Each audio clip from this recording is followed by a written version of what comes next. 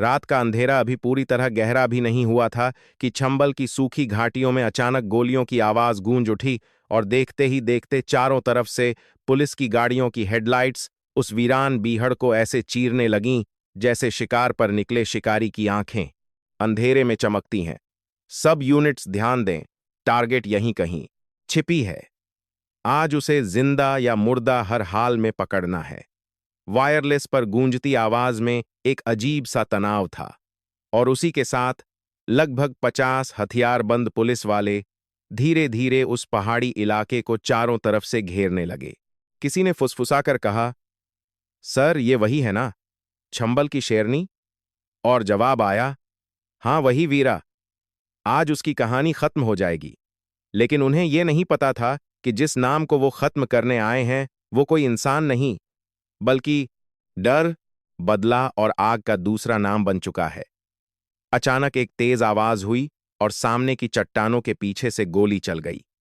Cover लो, cover लो, एक सिपाही चिल्लाया और फिर जैसे पूरा इलाका गोलियों की बारिश से भर गया। हवा में बारूद की गंध घुल चुकी थी और हर तरफ सिर्फ एक ही सवाल तैर रहा था कि आखिर वो है कहां। तभी एक छाया तेजी से एक चट्टान से दूसरी चट्टान पर कूदी और अगले ही पल एक और गोली चली जो सीधे एक पुलिसवाले के पास जमीन में धंस गई। वो उधर है, भागने ना पाए, लेकिन जवाब में सिर्फ एक धीमी ठंडी हंसी सुनाई दी जो उस वीराने में गूंजती चली गई। मुझे पकड़ना इतना आसान नहीं है। उस आवाज में न डर था न घबराहट, बल्कि एक अजीब सा आत्मविश्वास था, जैसे मौत खुद बोल रही हो। वीरा अपने घोड़े के पास खड़ी थी। उसका चेहरा आधे अंधेरे में छिपा हुआ था, लेकिन उसकी आंखें चमक रही थीं और उसके आसपास उसके 3 साथी घायल हालत में भी खड़े थे।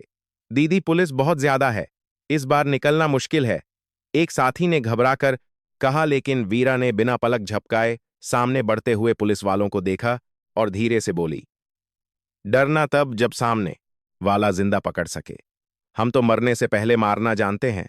उसने बंदूक उठाई और अगली ही पल 3 गोलियां एक साथ चलीं और सामने से आते 3 पुलिस वाले जमीन पर गिर पड़े। पीछे मत हटना, फैल जाओ, उसे घेर लो, इंस्पेक्टर की आवाज गूंजी। लेकिन वीरा पहले ही अपना खेल शुरू कर चुकी थी। उसने अपने साथियों को इशारा किया और अगले ही पल चारों दिशाओं में अलग अलग होकर फायरिंग शुरू हो गई। ऐसा लग रहा था जैसे पूरा बीहड़ जिंदा हो गया हो।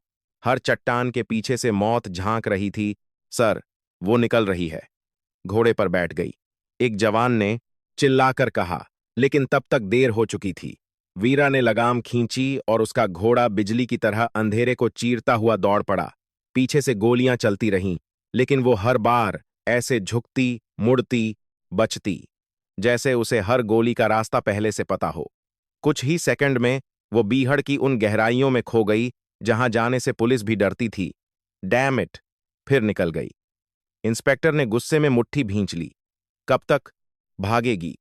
उसके पास खड़े एक सिपाही ने धीरे से कहा, सर, वो भाग नहीं रही, वो हमें घुमा रही है, जैसे शेर अपने शिकार को खेलता है। और ये बात सुनते ही सबके चेहरों पर एक अजीब सा सन्नाटा छा गया, क्योंकि वो जानते थे कि वीरा सिर्फ एक डकैत नहीं थी, वो एक ऐसी ताकत बन चुकी थी जिसे समझना आसान नहीं था। सुबह होते ही वही कहानी पूरे इलाके में आग की तरह फैल चुकी थी। गांव की चौपाल पर बैठे बुजुर्ग आपस में बातें कर रहे थे, सुना तुमने? कल रात फिर पुलिस उसे पकड़ने गई थी, लेकिन वो फिर बच निकली। एक ने कहा तो दूसरे ने हंसते हुए जवाब दिया, अरे वो कोई आम औरत नहीं है, चंबल की शेरनी है वो, उसे पकड़ना इतना आसान नहीं। तभी पास बैठा एक लड़का उत्सुकता से बोला, लेकिन दादा, वो ऐसी कैसे बन गई? क्या वो हमेशा से डकैत थी? बुजुर्ग की आंखें कुछ पल के लिए गहरी हो गईं, जैसे वो किसी पुराने जख्म को याद कर रहा हो।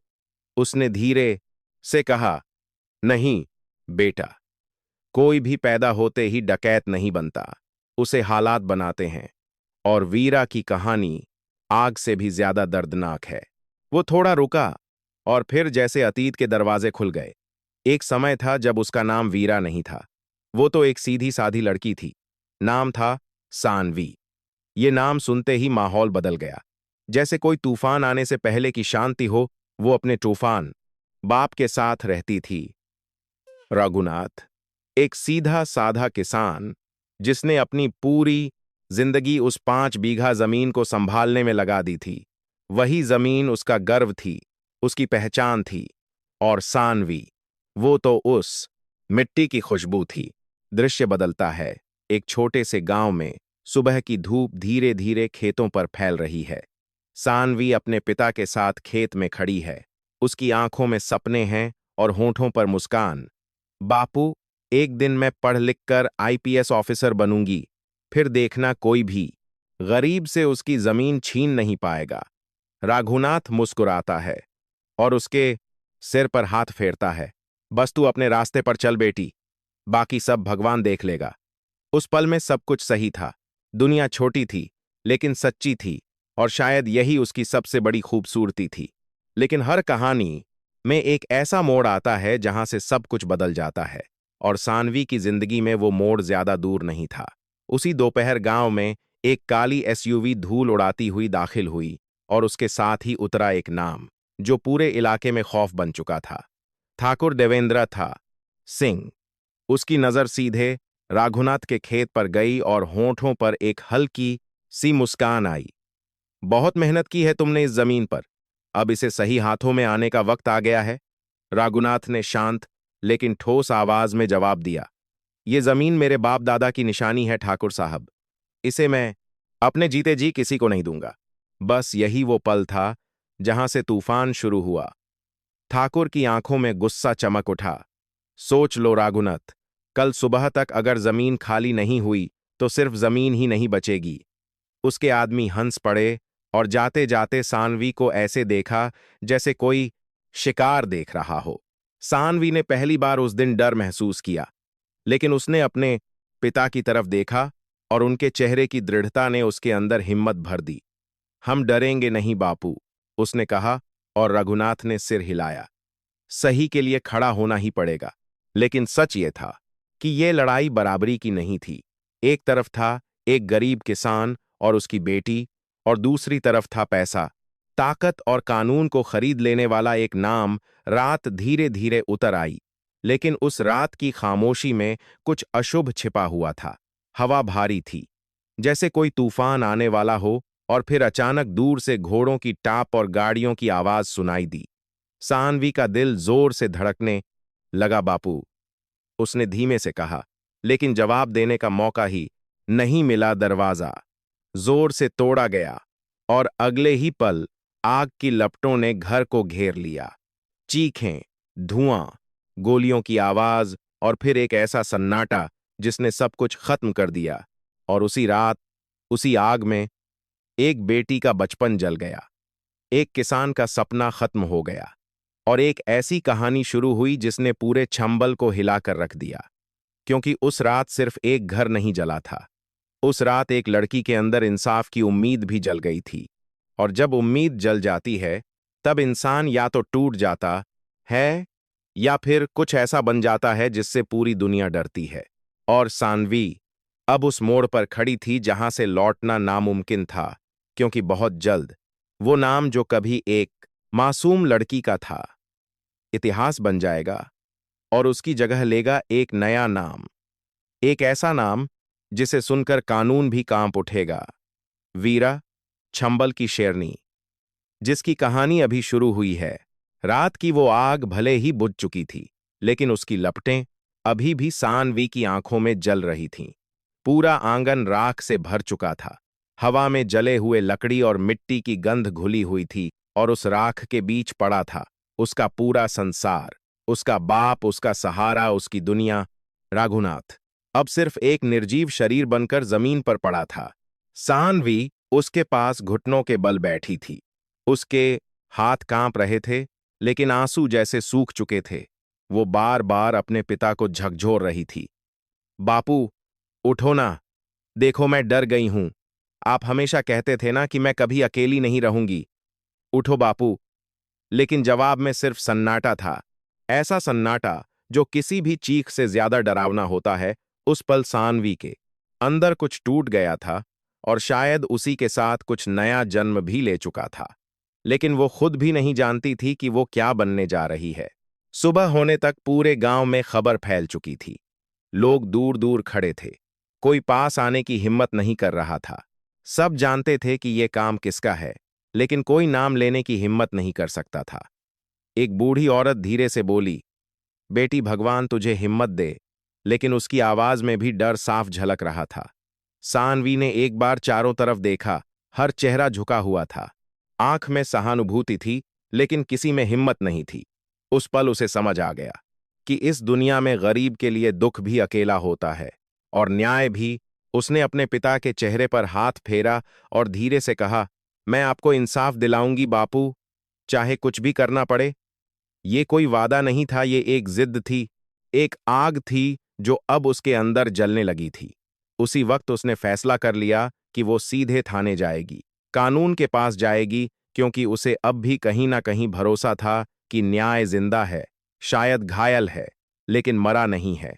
दोपहर तक सानवी अपने पिता की लाश को पड़ोसियों की मदद से संभालकर अकेली थाने की ओर निकल पड़ी। उसके कदम भारी थे, लेकिन उसकी आंखों में एक अजीब सी ठंडक थी, जैसे वो रो चुकी हो। अब उसके अंदर सिर्फ फैसला बचा हो।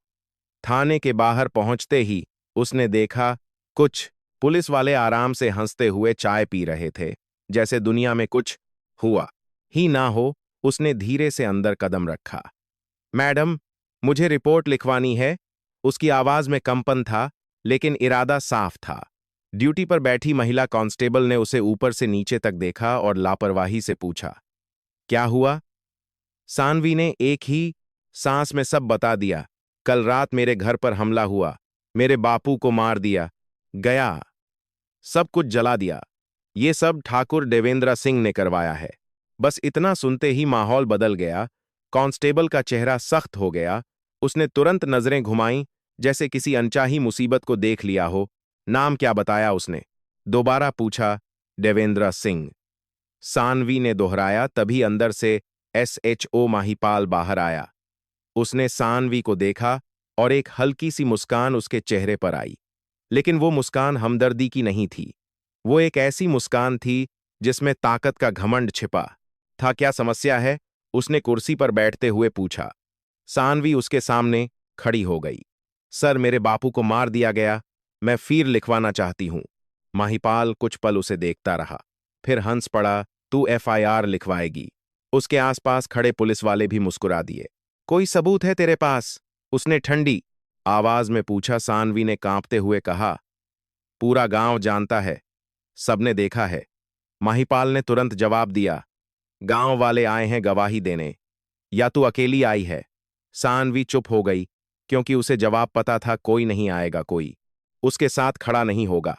माहीपाल ने आगे झुककर कहा, देख लड़की, ये थाना है। यहां कहानियों पर नहीं, सबूतों पर केस बनता है। और जहां तक ठाकुर साहब की बात है, वो कल रात शहर में एक समारोह में थे। हमारे पास रिकॉर्ड है, समझी? ये सुनते ही सानवी के पैरों तले जमीन खिसक गई। लेकिन सर, मेरे बापू की लाश, उसने कहना चाहा, लेकिन माहीपाल ने हाथ उठाकर उसे रोक दिया। बस, बहुत हो गया, अब जा यहां से, और ज्यादा ड्रामा मत कर। उसकी आवाज अब सख्त हो चुकी थी। और सुन, ज्यादा समझदारी दिखाने की कोशिश मत करना, वरना तेरे लिए अच्छा नहीं होगा। ये साफ धमकी थी। कानून की वर्दी में छिपी हुई सानवी ने एक बार उसकी आंखों में देखा और उसे सब समझ आ गया कि यहां न्याय नहीं बिकता, नहीं, यहां न्याय पहले ही बिक चुका है। उसकी मुट्ठियां भींच गईं, लेकिन वो कुछ नहीं बोली। वो धीरे से मुड़ी और बाहर निकल गई, लेकिन उसके हर कदम के साथ उसके अंदर का भरोसा टूटता जा रहा था।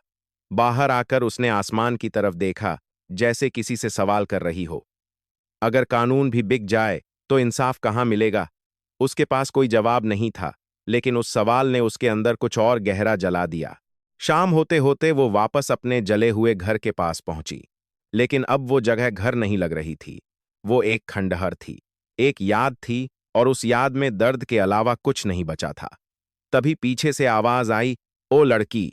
सानवी ने मुड़कर देखा तो सामने ठाकुर बनाया के दो आदमी खड़े थे। उनके चेहरे पर वही घमंड, वही बेपरवाही। थाने गई थी ना? क्या हुआ? इंसाफ मिल गया, उनमें से एक ने हंसते हुए कहा। सानवी ने बिना डरे जवाब दिया, तुम लोग बच नहीं पाओगे। उसकी आवाज अब पहले जैसी नहीं थी। उसमें डर कम और गुस्सा ज्यादा था। दूसरा आदमी आगे बढ़ा। देख, ज्यादा उड़ मत।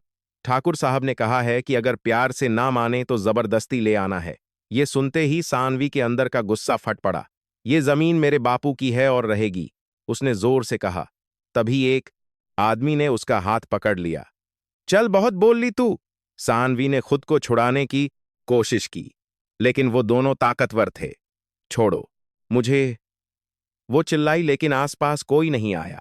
हर कोई दूर खड़ा तमाशा देख रहा था, जैसे हमेशा होता है। और फिर वही पल आया जिसने सब कुछ बदल दिया। पास ही जमीन पर पड़ा एक लोहे का औजार। सानवी की नजर उस पर गई और बिना सोचे समझे उसने उसे उठा लिया और पूरी ताकत से सामने वाले आदमी के सिर पर मार दिया। एक जोरदार आवाज हुई और वो आदमी वहीं गिर पड़ा। खून तेजी से बहने लगा। दूसरा आदमी घबरा गया।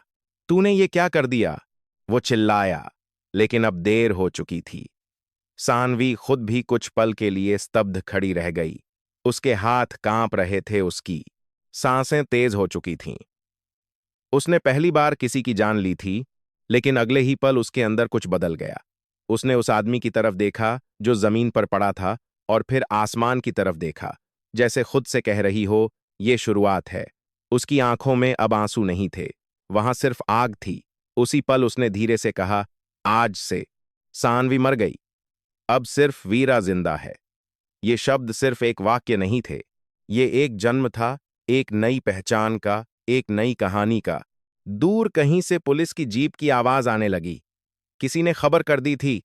अब उसके पास रुकने का कोई मतलब नहीं था। उसने एक आखिरी बार अपने घर की तरफ देखा, जहां अब सिर्फ राख बची थी, और फिर बिना पीछे देखे चल पड़ी। उस रास्ते पर जहां से वापसी नहीं होती, सामने फैला था चांबल का बीहड़ अंधेरा, खतरनाक। लेकिन उसी अंधेरे में अब उसका नया जीवन छिपा था। उसके कदम अब डर से नहीं, बल्कि फैसले से चल रहे थे। हर कदम के साथ उसका अतीत पीछे छूटता जा रहा था, और एक नई पहचान उसके अंदर मजबूत होती जा रही थी। क्योंकि जब इंसान से उसका सब कुछ छीन लिया जाता है, तो उसके पास खोने के लिए कुछ नहीं बचता। और जब खोने के लिए कुछ नहीं बचता, तब वो सबसे खतरनाक बन जाता है। और सानवी अब वीरा बन चुकी थी। और ये कहानी अब उस मोड़ पर पहुंच चुकी थी, जहां से ये सिर्फ एक लड़की की कहानी नहीं रहने वाली थी। ये बनने वाली थी चंबल की सबसे खतरनाक दास्तान। एक ऐसी दास्तान जहां कानून हार चुका था और बदला जीतने वाला था। चंबल की वो पथरीली धरती जहां दिन में भी सन्नाटा गूंजता है और रात को अंधेरा सिर्फ दिखता नहीं बल्कि महसूस होता है। उसी बीहड़ की तरफ वीरा बढ़ती जा रही थी। उसके पैरों में छाले पड़ चुके थे, होंठ सूख चुके थे, और आंखों के नीचे काले साए उतर आए थे।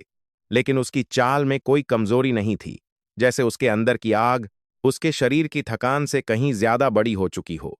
3 दिन हो चुके थे, उसने ठीक से कुछ खाया नहीं था, पानी की एक बूंद तक नसीब नहीं हुई थी। लेकिन फिर भी वो चल रही थी, क्योंकि अब उसके पास रुकने का कोई कारण नहीं था। पीछे उसका अतीत जल चुका था और आगे सिर्फ अंधेरा था, लेकिन वही अंधेरा अब उसका रास्ता बनने वाला था। बीहड़ के अंदर जाते ही हवा बदल जाती है। यहां ना कोई कानून चलता है, ना कोई नियम। यहां सिर्फ ताकत बोलती है, और वही जिंदा रहता है जो दूसरों से ज्यादा खतरनाक हो। वीरा जैसे ही एक गहरी खाई के पास पहुंची, अचानक पीछे से एक आवाज आई, वहीं रुका रहे।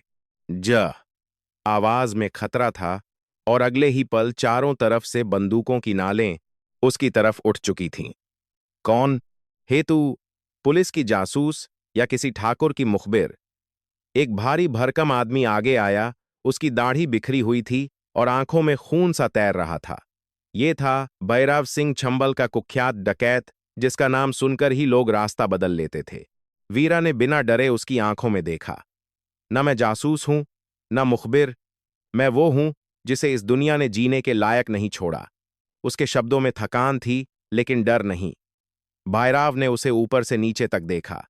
हर कोई यही कहता है यहां आने से पहले, लेकिन ये जगह कहानियां सुनने की नहीं है। यहां या तो गोली चलती है या आदमी मरता है। उसके आदमी हंस पड़े, लेकिन वीरा की आंखें नहीं झुकीं। उसने एक कदम आगे बढ़ते हुए कहा, मैं मरने नहीं आई, मैं मारने आई हूं। कुछ पल के लिए सन्नाटा छा गया। भैरव की आंखों में पहली बार हल्की सी दिलचस्पी चमकी। अच्छा, और किसे मारना है? उसने पूछा। वीरा ने बिना पलक झपकाए जवाब दिया, उन सबको जिन्होंने गरीबों का खून चूसा है, जिन्होंने मेरे बाप को मारा, जिन्होंने कानून को खरीदा और जो समझते हैं कि ताकत सिर्फ उनके पास है। उसकी आवाज अब ठंडी नहीं थी, उसमें आग थी। भैरव धीरे से मुस्कुराया। बड़ी बड़ी बातें कर रही है। नाम क्या है तेरा? वीरा कुछ पल चुप रही, फिर बोली, नाम अब मायने नहीं रखता, लेकिन अगर जानना है तो सुन। वीरा भैरव ने यह नाम दोहराया, वीरा, और फिर जोर से हंस पड़ा। नाम तो बड़ा खतरनाक रखा है तूने, लेकिन बंदूक उठाना इतना आसान नहीं होता। लड़की, ये खिलौना नहीं है। एक बार हाथ में आ गई तो फिर जिंदगी भर पीछा नहीं छोड़ती। वीरा ने उसकी बात काटते हुए कहा, जिस दिन मेरा घर जला था उसी दिन मेरी जिंदगी भी खत्म हो गई थी। अब बचा ही क्या है खोने के लिए? उसके शब्दों में ऐसी सच्चाई थी जिसने भैरव को एक पल के लिए सोचने पर मजबूर कर दिया। उसने अपने आदमियों को इशारा किया, बंदूक नीचे करो। फिर वीरा के करीब आकर बोला, ठीक है, अगर तू सच में इस रास्ते पर चलना चाहती है तो पहले खुद को साबित करना होगा। यहां हर कोई डकैत नहीं बन सकता। उसने जमीन पर एक पुरानी बंदूक फेंकी। उठा इसे। वीरा ने बिना झिझके बंदूक उठाई। उसका वजन उसके हाथों में भारी था, लेकिन उसने उसे कसकर पकड़ लिया। भैरव ने सामने एक सूखी टहनी की तरफ इशारा किया। निशाना लगा। वीरा ने बंदूक उठाई, लेकिन उसके हाथ थोड़े कांप रहे थे। उसने सांस रोकी और ट्रिगर दबाया। गोली चली, लेकिन निशाना चूक गया। भैरव हंसा, देखा, ये तेरे बस की बात नहीं है। लेकिन वीरा ने हार नहीं मानी। उसने फिर से बंदूक उठाई। इस बार उसकी आंखें बंद हुईं, जैसे वो किसी और दुनिया में चली गई हो, और अगले ही पल गोली चली और इस बार टहनी बीच से टूट गई। भैरव की मुस्कान हल्की सी गंभीरता में बदल गई। गुस्सा है तेरे अंदर, और गुस्सा अगर सही दिशा में हो तो इंसान को खतरनाक बना देता है। उस दिन के बाद वीरा की असली परीक्षा शुरू हुई। सुबह से रात तक सिर्फ एक ही काम था, सीखना, गिरना, उठना, फिर सीखना। भैरव उसे सिखाता। निशाना आंखों से नहीं, दिमाग से लगाया जाता है। जब तक सांस और उंगली एक साथ नहीं चलेंगे, गोली कभी सही नहीं लगेगी। वीरा हर बार और बेहतर होती जा रही थी। उसकी थकान अब उसकी ताकत बन चुकी थी। हर दर्द उसे और मजबूत कर रहा था। रात को जब बाकी सब सो जाते, वीरा अकेली बैठकर आसमान को देखती और अपने आप से बात करती, बापू, मैं वादा करती हूं, मैं आपको इंसाफ दिलाऊंगी। उसके अंदर अब डर की जगह एक ठंडी शांति आ चुकी थी, जैसे उसने अपने दर्द को अपने अंदर कैद कर लिया हो और उसे ताकत में बदल दिया हो। दिन हफ्तों में बदल गए और हफ्ते महीनों में, और धीरे धीरे वो लड़की जो कभी आईपीएस बनने का सपना देखती थी, अब बंदूक के साथ जीना सीख चुकी थी। उसके हाथ अब कांपते नहीं थे, उसकी आंखें अब डरती नहीं थीं, और उसका दिल अब सिर्फ एक ही चीज जानता था, बदला। भैरव ने एक दिन उसे बुलाया, वीरा, अब समय आ गया है, तेरी असली परीक्षा। खमसी। उसने सामने एक नक्शा फैलाया। नदी के उस पार एक हवेली है, सेठ हरिराम की। वो पूरे इलाके के गरीबों का खून चूसता है, और उसके पास ठाकुर देवेंद्र का काला पैसा भी छुपा है। अगर तू सच में वीरा है तो आज साबित कर। वीरा ने नक्शे को देखा और उसकी आंखों में एक चमक आई। आज किसी गरीब का खून नहीं बहेगा, आज हिसाब होगा। उस रात छंबल की हवा कुछ अलग थी, जैसे उसे भी पता हो कि कुछ बड़ा होने वाला है। वीरा अपने घोड़े पर बैठी और उसके साथ भैरव के कुछ आदमी थे, लेकिन इस बार नेतृत्व वीरा के हाथ में था। डरना मत, आज हम लेने नहीं देने आए हैं, उसने कहा, और सबके चेहरों पर एक अलग ही जोश आ गया। हवेली के बाहर पहरा कड़ा था, बंदूकधारी हर तरफ तैनात थे, लेकिन वीरा ने एक नजर डाली और धीरे से बोली, जो मौत से डरते हैं वो घर में रहते हैं, हम तो उसे साथ लेकर चलते हैं। अगले ही पल हमला शुरू हो गया। गोलियों की आवाज गूंज उठी, लेकिन इस बार शिकार और शिकारी का खेल उल्टा था। वीरा हर कदम सोच समझकर बढ़ा रही थी। उसकी हर गोली अपने निशाने पर जा रही थी। कुछ ही मिनटों में हवेली का पहरा टूट चुका था। वीरा अंदर दाखिल हुई। सैथ हरीराम कांप रहा था। कौन हो तुम? उसने डरते हुए पूछा। वीरा उसके सामने खड़ी हो गई। उसकी आंखों में वही आग थी। मैं वो हूं जिसका हिसाब तूने सालों से दबा रखा है। उसने तिजोरी की तरफ इशारा किया। खोल इसे। जब तिजोरी खुली तो सोने और पैसों का ढेर सामने था।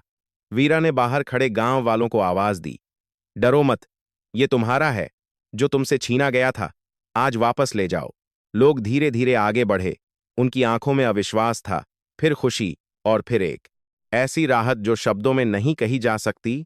वीरा की जय, किसी ने चिल्लाया, और देखते ही देखते पूरा माहौल गूंज उठा। वीरा कुछ पल के लिए वहीं खड़ी रही। ये पहली बार था जब उसे महसूस हुआ कि उसका दर्द सिर्फ उसका नहीं था, वो हजारों लोगों का दर्द था। और अब वो सिर्फ एक लड़की नहीं रही थी, वो एक आवाज बन चुकी थी, एक डर बन चुकी थी। लेकिन उसे ये भी पता था कि ये बस शुरुआत है। असली खेल अभी बाकी है, क्योंकि अब उसका नाम सिर्फ गांव तक सीमित नहीं रहेगा। अब वो हर उस आदमी के लिए खतरा बन चुकी थी जो ताकत के दम पर गरीबों को कुचलता है। और बहुत जल्द ये खबर उन लोगों तक भी पहुंचने वाली थी जिनके पास बंदूक से भी बड़ी ताकत थी। कानून और छंबल की उस रात में एक नई कहानी लिखी जा चुकी थी। एक ऐसी कहानी जहां एक लड़की ने अपने दर्द को हथियार बना लिया था, और अब वो रुकने वाली नहीं थी। क्योंकि वीरा अब सिर्फ नाम नहीं थी, वो एक तूफान बन चुकी थी जो सब कुछ बदलने वाला था। छैम्बल की उस रात के बाद सब कुछ बदल चुका था। वीरा अब सिर्फ एक डकैत नहीं रही थी, उसका नाम अब डर और उम्मीद दोनों का प्रतीक बन चुका था। एक तरफ पुलिस की फाइलों में उसका नाम लाल स्याही से लिखा जा चुका था, और दूसरी तरफ गरीबों के दिलों में वो एक देवी की तरह बस चुकी थी। लेकिन हर कहानी में एक ऐसा मोड़ आता है जहां से खेल आसान नहीं रहता, और वीरा की कहानी अब उसी मोड़ पर पहुंच चुकी थी। क्योंकि उसके खिलाफ अब सिर्फ बंदूकें नहीं, बल्कि दिमाग भी उतारा जाने वाला था। शहर के पुलिस मुख्यालय में एक मीटिंग चल रही थी। कमरे में बैठे हर अफसर के चेहरे पर तनाव साफ दिख रहा था। ये वीरा अब कंट्रोल से बाहर होती जा रही है। एक अधिकारी ने कहा, लोग उसे हीरो समझने लगे हैं। अगर इसे अभी नहीं रोका गया तो ये पूरे इलाके में कानून के लिए खतरा बन जाएगी। तभी कमरे का दरवाजा खुला और अंदर कदम रखा एक ऐसे आदमी ने जिसकी मौजूदगी से ही माहौल बदल गया। लंबा कद, सख्त चेहरा, आंखों में गहरी सोच और चाल में एक अजीब सा आत्मविश्वास। ये था आईपीएस आदित्य राठौर। कमरे में सन्नाटा छा गया। किसी ने धीरे से कहा, सर ये वही केस है। आदित्य ने बिना समय गंवाए फाइल उठाई और पढ़ना शुरू किया। कुछ पल बाद उसने सिर उठाया और सीधा सवाल किया। किसी ने ये जानने की कोशिश की कि ये लड़की डकैत क्यों बनी? कमरे में खामोशी फैल गई, क्योंकि डकैत क्यों बनी ये सवाल किसी ने पूछा ही नहीं था। एक अफसर ने धीरे से कहा, सर वो अब अपराधी है, उसके पीछे का कारण जानने से क्या फर्क पड़ता है? आदित्य ने उसकी तरफ देखा और ठंडी आवाज में बोला, फर्क पड़ता है क्योंकि हर अपराध के पीछे एक वजह होती है, और अगर वजह को समझे बिना हम सिर्फ गोली चलाएंगे तो हम भी उसी सिस्टम का हिस्सा बन जाएंगे जो उसे इस रास्ते पर लाया है। उसने फाइल बंद की और धीरे से कहा, मैं इस केस को लूंगा। किसी ने विरोध करने की हिम्मत नहीं की, क्योंकि सब जानते थे कि आदित्य सिर्फ एक अफसर नहीं था, वो अपने फैसलों के लिए जाना जाता था, और एक बार उसने कुछ ठान लिया तो पीछे नहीं हटता। उसी वक्त छंबल के बीहड़ में वीरा एक चट्टान पर बैठी दूर तक फैले अंधेरे को देख रही थी। हवा तेज चल रही थी, लेकिन उसका चेहरा शांत था। उसके अंदर अब एक अजीब सी स्थिरता आ चुकी थी, जैसे उसने अपने दर्द को पूरी तरह स्वीकार कर लिया हो। भैरव उसके पास आया। तू बदल गई है वीरा। पहले तेरी आंखों में सिर्फ गुस्सा था, अब उनमें सोच भी दिख रही है। वीरा ने हल्की सी मुस्कान दी। गुस्सा मुझे यहां तक लाया है दादा, लेकिन आगे जाने के लिए दिमाग चाहिए। तभी एक आदमी भागता हुआ आया। दीदी खबर है, सरकार ने आपके ऊपर इनाम रख दिया है, 1 लाख। वीरा ने बिना चौंके पूछा, और आदमी बोला, और एक नया अफसर भेजा गया है, आईपीएस आदित्य राठौर। ये नाम सुनते ही वीरा की आंखों में एक हल्का सा कंपन आया, जैसे कोई पुरानी याद अचानक जिंदा हो गई हो। लेकिन अगले ही पल उसने खुद को संभाल लिया। नाम से फर्क नहीं पड़ता, जो भी आएगा वही अंजाम होगा। उसने कहा, लेकिन उसके शब्दों में अब पहले जैसी ठंडक नहीं थी। रात को जब सब सो गए, वीरा अकेली बैठी थी। उसका दिमाग शांत नहीं था। आदित्य। उसने धीरे से नाम दोहराया और अतीत की यादें उसकी आंखों के सामने घूमने लगीं। एक समय था जब वो उसी आदित्य के साथ सपने देखा करती थी। वो दोनों एक ही स्कूल में पढ़ते थे। आदित्य हमेशा कहता था, मैं बड़ा होकर आईपीएस बनूंगा और तुम मेरे साथ रहोगी। और वो हंसकर कहती थी, नहीं, मैं खुद ईफएस बनूंगी। वो दिन कितने आसान थे, कितने सच्चे थे। लेकिन अब सब कुछ बदल चुका था। उधर आदित्य भी उसी रात अपनी जीप में बैठा छंबल की तरफ बढ़ रहा था। उसके साथ उसकी टीम थी, लेकिन उसका ध्यान कहीं और था। उसने फिर से फाइल खोली और उस तस्वीर को देखा जिसमें एक मासूम सी लड़की मुस्कुरा रही थी। सानवी। उसने धीरे से ध्यान भी कहा, तुम ये कैसे बन गई? उसके दिमाग में सवाल था, लेकिन दिल में जवाब शायद पहले से मौजूद था। अगले दिन आदित्य ने गांव का दौरा किया, वही गांव जहां कभी सानवी रहती थी। उसने लोगों से बात करने की कोशिश की, लेकिन हर कोई डर के मारे चुप था। आखिर एक बूढ़े आदमी ने हिम्मत की, साहब वो बुरी नहीं है, उसे हालात ने ऐसा बना दिया। आदित्य ने ध्यान से उसकी बात सुनी और पूछा, क्या हुआ था उसके साथ? बूढ़े ने सब कुछ बताया। जमीन का झगड़ा, आग, हत्या और पुलिस की चुप्पी। आदित्य की आंखों में गुस्सा चमक उठा। और पुलिस ने कुछ नहीं किया। बूढ़ा हंस पड़ा, साहब यहां पुलिस भी उसी की है। ये सुनते ही आदित्य को सब समझ आ गया। ये सिर्फ एक अपराधी का केस नहीं था, ये उस सिस्टम का आईना था जिसमें न्याय सिर्फ ताकत वालों के लिए होता है। उसने वहीं खड़े होकर फैसला कर लिया, मैं इसे खत्म नहीं करूंगा, मैं इसे समझूंगा। लेकिन वो ये भी जानता था कि अगर वीरा ने हथियार नहीं छोड़ा तो उसे रोकना ही पड़ेगा। उसी शाम वीरा को खबर मिली, दीदी, वो अफसर गांव में पूछताछ कर रहा है। वीरा ने तुरंत कहा, उसे यहां आने दो, मैं भी देखना चाहती हूं कि कानून कितना मजबूत है। उसकी आवाज में अब चुनौती थी। भेराव ने चेतावनी दी, ये आदमी अलग है वीरा, ये बाकी पुलिस वालों जैसा नहीं। वीरा ने ठंडी मुस्कान के साथ जवाब दिया, जो भी होगा सामने आएगा। रात गहरी हो चुकी थी और चंबाल की खामोशी अपने चरम पर थी। तभी दूर से जीप की हेडलाइट्स दिखाई दीं। आदित्य अकेला नहीं था, लेकिन वो सबसे आगे चल रहा था, जैसे उसे किसी का डर ना हो। वीरा ने अपने लोगों को इशारा किया, कोई गोली नहीं चलाएगा, आज मैं खुद बात करूंगी। उसके शब्दों ने सबको चौंका दिया, लेकिन किसी ने सवाल नहीं किया। आदित्य जीप से उतरा और धीरे धीरे आगे बढ़ा। मुझे पता है तुम यहीं हो, उसने आवाज दी और कुछ ही सेकंड बाद अंधेरे से एक आकृति बाहर आई। वीरा उसके सामने खड़ी थी। दोनों कुछ पल एक दूसरे को देखते रहे, समय जैसे थम गया हो। आदित्य की आंखों में हैरानी थी, दर्द था और एक अधूरा सवाल था, सानवी? उसके होठों से निकला। वीरा की आंखें एक पल के लिए झपकी, लेकिन उसने खुद को संभाल लिया। सानवी मर चुकी है, यहां सिर्फ वीरा है। उसकी आवाज ठंडी थी, लेकिन अंदर कहीं हलचल जरूर थी।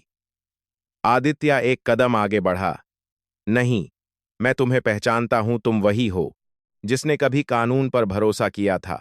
वीरा हंस पड़ी, लेकिन वो हंसी खुशी की नहीं थी। कानून? उसने कहा, जब मेरे बापू मरे थे तब कहां था तुम्हारा कानून? जब मेरा घर जला तब कहां था? जब मैं थाने गई तब किसने मुझे धक्के मारकर निकाला था? उसके हर सवाल के साथ हवा भारी होती जा रही थी। आदित्य चुप हो गया, क्योंकि उसके पास जवाब नहीं था। कुछ पल बाद उसने धीरे से कहा, मुझे माफ कर दो, मैं वहां नहीं था, लेकिन अब हूं मैं, तुम्हें इस रास्ते से बाहर निकाल सकता हूं। वीरा ने सिर हिलाया, कुछ रास्ते ऐसे होते हैं जिनसे वापस नहीं लौटा जाता, आदित्य, और मैं उस रास्ते पर बहुत आगे आ चुकी। ऑफ। दोनों के बीच खामोशी फैल गई, लेकिन यह खामोशी तूफान से पहले की थी। आदित्य ने आखिरी बार कहा, मैं तुम्हें बचाना चाहता हूं। वीरा ने उसकी आंखों में देखा और धीरे से बोली, और मैं अपने बापू के लिए इंसाफ चाहती हूं।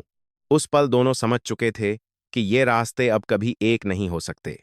एक तरफ था कानून और दूसरी तरफ था बदला, और दोनों के बीच खड़ी थी एक अधूरी मोहब्बत जो अब सिर्फ दर्द बन चुकी थी। वीरा पीछे मुड़ी और अंधेरे में खो गई, और आदित्य वहीं खड़ा रह गया, क्योंकि वो जानता था कि अगली बार जब वो मिलेंगे तो ये बातचीत नहीं होगी, ये जंग होगी। और चंबल की उस रात में किस्मत ने दो ऐसे रास्ते तय कर दिए थे जो अब टकराने वाले थे। एक तरफ कानून की वर्दी थी और दूसरी तरफ एक बेटी का बदला। और जब ये दोनों आमने सामने आते हैं तो सिर्फ एक ही चीज बचती है, फैसला।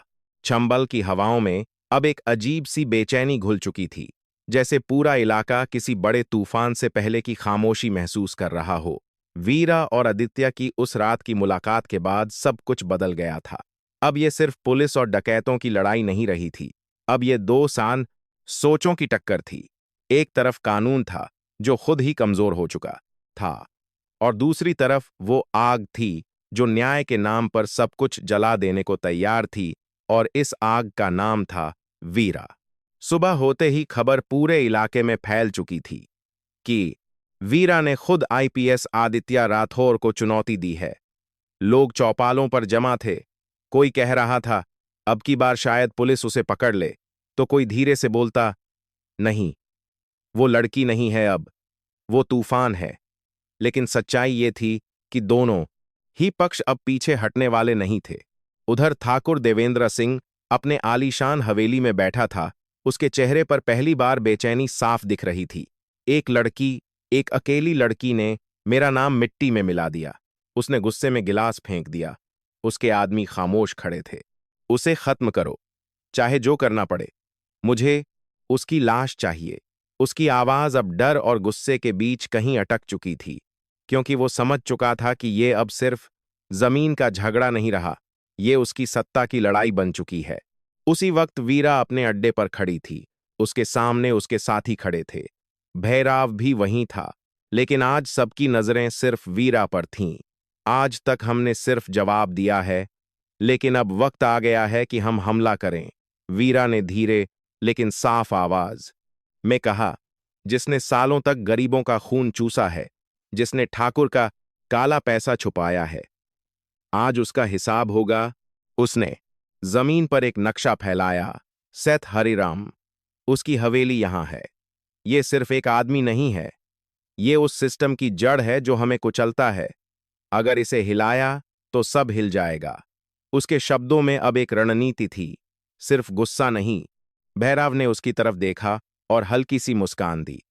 अब तू सिर्फ लड़ नहीं रही वीरा, तू सोच भी रही है। रात होते ही सब तैयार थे, घोड़े तैयार, बंदूकें तैयार, और दिलों में एक अजीब सा जोश। याद रखना, हम लूटने नहीं जा रहे, हम वापस लेने जा रहे हैं, वीरा ने कहा। और उसकी बात सुनकर सबकी आंखों में आग जल उठी, क्योंकि ये सिर्फ हमला नहीं था, ये एक संदेश था। हवेली के बाहर पहरा कड़ा था, हर कोने पर बंदूकधारी खड़े थे, लेकिन वीरा ने दूर से ही सब देख लिया। डर दिख रहा है उन्हें, और डर सबसे बड़ी कमजोरी होता है, उसने धीरे से कहा। और अगले ही पल हमला शुरू हो गया।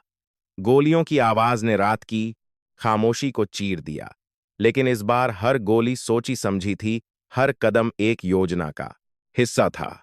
वीरा सबसे आगे थी। उसकी चाल में अब कोई हड़बड़ी नहीं थी। वो हर मोड़ पर रुकती, देखती और फिर वॉर करती। कुछ ही मिनटों में हवेली का बाहरी घेरा टूट चुका था। अंदर बढ़ो, उसने इशारा किया, और उसके साथी दीवार कूदकर अंदर घुस गए। हर तरफ अफरा तफरी मच गई। सेठ हरिराम अपने कमरे में छुपा कांप रहा था। बचाओ, कोई बचाओ! लेकिन आज कोई नहीं आने वाला था। दरवाजा जोर से टूटा और वीरा अंदर दाखिल हुई। उसकी आंखों में वही ठंडा गुस्सा था। कौन हो तुम? सेठ हकलाया। वीरा उसके सामने आकर खड़ी हो गई। मैं वो हूं जिसे तूने कभी देखा नहीं, लेकिन जिसकी वजह से आज तेरा हिसाब होने वाला है। उसने बंदूक उसकी तरफ तान दी। तिजोरी खोल! सेठ के हाथ कांप रहे थे, लेकिन उसने तिजोरी खोल दी। जैसे ही दरवाजा खुला, सोने और पैसों का ढेर बाहर झलक पड़ा। वीरा कुछ पल उसे देखती रही, फिर उसने दरवाजे की तरफ देखा। बाहर आओ! उसकी आवाज गूंजी, और धीरे धीरे गांव वाले अंदर आने लगे। पहले डरते हुए, फिर धीरे धीरे हिम्मत जुटाकर। ये सब तुम्हारा है, जो तुमसे छीना गया था, आज वापस ले जाओ, वीरा ने कहा। और वो पल ऐसा था जैसे सालों का दर्द एक साथ बाहर आ गया हो। लोग रो रहे थे, हंस रहे थे और उस ढेर से अपना हक उठा रहे थे। वीरा की जय, किसी ने चिल्लाया, और देखते ही देखते पूरा माहौल उसी आवाज से भर गया, वीरा की जय, चांबल की शेरनी जिंदाबाद। वीरा वहीं खड़ी रही, लेकिन उसके चेहरे पर कोई गर्व नहीं था, सिर्फ एक अजीब सी शांति थी, जैसे उसने अपने अंदर के एक हिस्से को संतुष्ट कर दिया हो। लेकिन वो जानती थी कि ये सिर्फ शुरुआत है, असली हिसाब अभी बाकी है, क्योंकि देवेंद्र सिंह अभी जिंदा था। उधर शहर में ये खबर आग की तरह फैल चुकी थी। मीडिया में शोर मच गया था। डकैत वीरा ने फिर हमला किया, गरीबों में बांटा पैसा, और ये सब देखकर सरकार के ऊपर दबाव बढ़ता जा रहा था। आदित्य राठौर अपने ऑफिस में बैठा, ये सब सुन रहा था। उसकी मुट्ठियां भींच चुकी थीं। ये रास्ता गलत है, उसने खुद से कहा, लेकिन उसके दिल के किसी कोने में यह भी था कि वो जानता था वीरा जो कर रही है वो क्यों कर रही है। एक अफसर ने आकर कहा, सर, अब हमें तुरंत एक्शन लेना होगा, वरना लोग कानून पर भरोसा खो देंगे। आदित्य ने सिर उठाया और धीरे से कहा, लोगों ने भरोसा पहले ही खो दिया है, तभी तो वो उसे हीरो बना रहे हैं। उसके शब्दों में सच्चाई थी, लेकिन सिस्टम को सच्चाई से ज्यादा कंट्रोल चाहिए था। उसी रात आदित्य ने फैसला किया, अब ये खेल खत्म करना होगा। लेकिन उसके लिए ये सिर्फ एक मिशन नहीं था, ये एक जंग थी, अपने कर्तव्य और अपने अतीत के बीच। छांबल में वीरा को खबर मिल चुकी थी, दीदी, पुलिस पूरी तैयारी के साथ आने वाली है और इस बार खुद आदित्य राठौर लीड करेगा। वीरा कुछ पल चुप रही, फिर उसने धीरे से कहा, अच्छा है, अब आखिरी हिसाब भी हो जाएगा। उसकी आंखों में अब कोई झिझक नहीं थी, सिर्फ फैसला था। उसने आसमान की तरफ देखा, बापू, अब बस एक कदम बाकी है। हवा तेज चलने लगी, जैसे आने वाले तूफान का संकेत दे रही हो। भैरव उसके पास आया, तू जानती है ये आसान नहीं होगा। वीरा ने सिर हिलाया, आसान कभी था ही नहीं, लेकिन जरूरी है। उस रात छंबल सोया नहीं, हर तरफ एक अजीब सा तनाव था, जैसे धरती खुद जानती हो कि कुछ बड़ा होने वाला है, क्योंकि अब कहानी उस मोड़ पर पहुंच चुकी थी जहां से लौटना संभव नहीं था। एक तरफ था कानून अपनी पूरी ताकत के साथ, और दूसरी तरफ थी एक बेटी जिसने अपने दर्द को हथियार बना लिया था। और अब अगली सुबह सिर्फ एक चीज तय होने वाली थी, कौन सही है और कौन ताकतवर। क्योंकि जब न्याय और कानून आमने सामने खड़े होते हैं तो फैसला हमेशा आसान नहीं होता, लेकिन होता जरूर है। और छंबल की धरती उस फैसले की गवाह बनने वाली थी। छंबल की वो सुबह किसी आम सुबह जैसी नहीं थी। हवा भारी थी, जैसे उसमें बारूद और फैसले दोनों की गंध घुल चुकी हो। सूरज अभी पूरी तरह निकला भी नहीं था, लेकिन बीहड़ के हर कोने में हलचल शुरू हो चुकी थी, क्योंकि आज वो दिन था जिसका इंतजार सिर्फ वीरा ही नहीं बल्कि किस्मत भी कर रही थी। एक तरफ पुलिस अपनी पूरी ताकत के साथ तैयार थी, और दूसरी तरफ एक बेटी अपने आखिरी हिसाब के लिए। आदित्य राठौर अपनी टीम के साथ खड़ा था। उसकी आंखें सामने फैले बीहड़ को पढ़ रही थीं, जैसे वो सिर्फ जमीन नहीं बल्कि आने वाले हर पल को समझने की कोशिश कर रहा हो। आज कोई गलती नहीं होनी चाहिए, उसने धीरे से कहा। उसके साथ खड़े अफसर ने जवाब दिया, सर, हमने पूरे इलाके को घेर लिया है, इस बार वो बच नहीं पाएगी। लेकिन आदित्य चुप रहा, क्योंकि वो जानता था कि वीरा को पकड़ना सिर्फ घेराबंदी का खेल नहीं है, वो एक सोच है, और सोच को घेरना इतना आसान नहीं होता। उधर वीरा अपने घोड़े के पास खड़ी थी।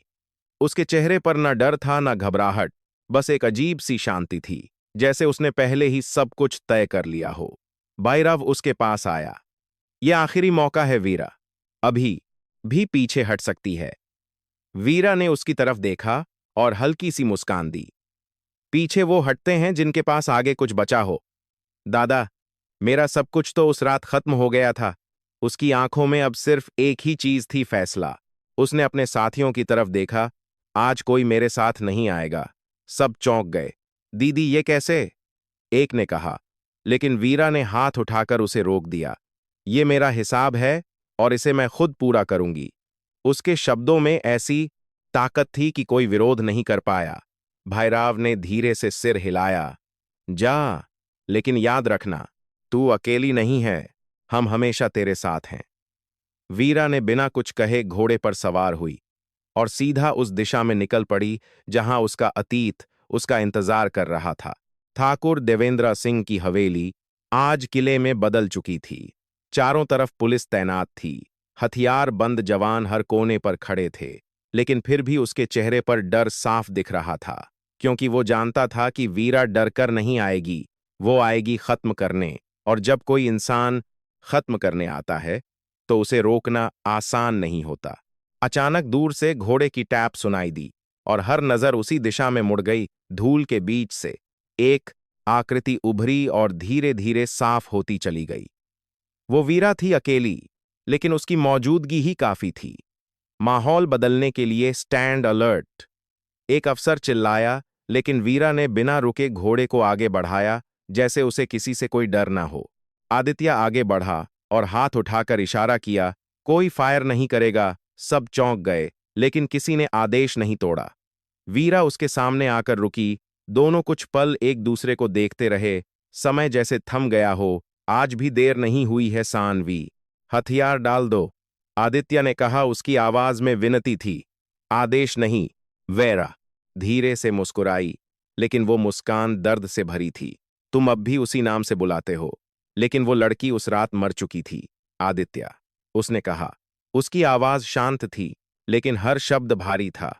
आज मैं यहां सरेंडर करने नहीं आई, मैं अपना हिसाब पूरा करने आई हूं। आदित्य ने आखिरी कोशिश की। मैं वादा करता हूं तुम्हें इंसाफ मिलेगा, कानून के जरिए। वीरा की आंखों में अचानक आग भड़क उठी। कानून, उसने कहा। जब मेरे बापू मरे थे तब कहां था तुम्हारा कानून? जब मैंने मदद मांगी थी तब किसने मुझे धक्के मारकर निकाला था? उसके शब्द तीर की तरह थे और आदित्य के पास कोई जवाब नहीं था। कुछ पल की खामोशी के बाद वीरा ने धीरे से कहा, आज कोई पुलिस नहीं रोकेगी मुझे, क्योंकि आज कानून नहीं, एक बेटी का इंसाफ चलेगा। और इतना कहकर वो आगे बढ़ गई। आदित्य ने उसे रोकने की कोशिश नहीं की, क्योंकि वो जानता था कि ये पल अब किसी के बस में नहीं था। वीरा हवेली के अंदर दाखिल हुई। हर कदम के साथ उसके अतीत की यादें उसके सामने जिंदा हो रही थीं। वही आंगन, वही दीवारें, वही जगह जहां से उसकी जिंदगी बर्बाद हुई थी, और अब वही जगह उसके बदले की गवाह बनने वाली थी। ठाकुर देवेंद्र सिंह उसके सामने खड़ा था, लेकिन आज उसकी आंखों में वो घमंड नहीं था जो पहले था। आज उसमें डर था। वीरा, मुझसे गलती हो गई, मैं सब वापस कर दूंगा, जमीन, पैसा, सब कुछ। उसकी आवाज कांप रही थी, लेकिन वीरा की आंखों में कोई बदलाव नहीं आया। वो धीरे धीरे उसके करीब गई और बोली, तू जमीन वापस कर सकता है, लेकिन क्या तू मेरे बापू की वो हंसी वापस ला सकता है? क्या तू मेरी वो जिंदगी वापस दे सकता है जो तूने मुझसे छीन ली? उसके हर शब्द में सालों का दर्द था। ठाकुर घुटनों पर गिर गया। मुझे माफ कर दे, उसने कहा। वेरा कुछ पल उसे देखती रही, फिर उसकी आंखों में ठंडा फैसला उतर आया। ये माफी के लायक नहीं है। उसने बंदूक उठाई और बिना हिचकिचाए ट्रिगर दबा दिया। गोली की आवाज पूरे हवेली में गूंज उठी और उसी के साथ खत्म हो गया वो नाम जिसने उसकी जिंदगी बर्बाद की थी। बाहर खड़े सब लोग स्तब्ध थे। आदित्य ने आंखें बंद कर लीं, जैसे उसे पहले से पता था कि यही होने वाला है। वीरा धीरे धीरे बाहर आई। उसकी आंखों में अब कोई आग नहीं थी, सिर्फ एक अजीब सी खालीपन था, जैसे उसने अपना सब कुछ पूरा कर लिया हो, लेकिन कुछ खो भी दिया हो। आदित्य उसके सामने आया। अब क्या? उसने पूछा। वीरा ने उसकी तरफ देखा और धीरे से कहा, अब कुछ नहीं, मेरा काम खत्म हो गया। उसकी आवाज में थकान थी, लेकिन शांति भी थी। अब तुम अपना काम करो। दोनों कुछ पल एक दूसरे को देखते रहे। ये वो पल था जहां प्यार, दर्द, कर्तव्य सब एक साथ खड़े थे, लेकिन रास्ते अलग थे। वीरा पीछे मुड़ी और धीरे धीरे चलने लगी, चंबल की तरफ, वही अंधेरा जो अब उसका घर बन चुका था। आदित्य उसे जाता हुआ देखता रहा, लेकिन इस बार उसने उसे रोका नहीं, क्योंकि वो समझ चुका था कि कुछ कहानियां कानून से नहीं बल्कि किस्मत से खत्म होती हैं। हवा फिर से चलने लगी और चंबल की घाटियां उस कहानी को अपने अंदर समेटने लगीं। एक ऐसी कहानी जहां एक लड़की ने अपने दर्द को ताकत बना लिया और उस ताकत से दुनिया को चुनौती दी। वीरा अब सिर्फ एक नाम नहीं रही थी, वो एक कहानी बना है चुकी थी। एक सबक बन चुकी थी कि जब न्याय मर जाता है तो बदला जन्म लेता है। और यही है वीरा की कहानी। एक ऐसी कहानी जो सिर्फ सुनने के लिए नहीं बल्कि समझने के लिए है, क्योंकि हर वीरा के पीछे एक सानवी छुपी होती है जिसे इस दुनिया ने मजबूर किया होता है। अगर आपको ये कहानी दिल से छू गई हो, अगर आपको लगता है कि वीरा गलत नहीं थी बल्कि हालात गलत थे, तो इस वीडियो को लाइक जरूर करें, क्योंकि हर लाइक उस आवाज को ताकत देता है जो अक्सर दबा दी जाती है। और चैनल को सब्सक्राइब करना मत भूलिए, क्योंकि ऐसी कहानियां सिर्फ मनोरंजन नहीं होती, ये हमें सच दिखाती हैं। और कमेंट में जरूर बताइए, अगर आप वीरा की जगह होते तो क्या करते? कानून का रास्ता चुनते या बदले का? क्योंकि यही सवाल इस कहानी का सबसे बड़ा सच है।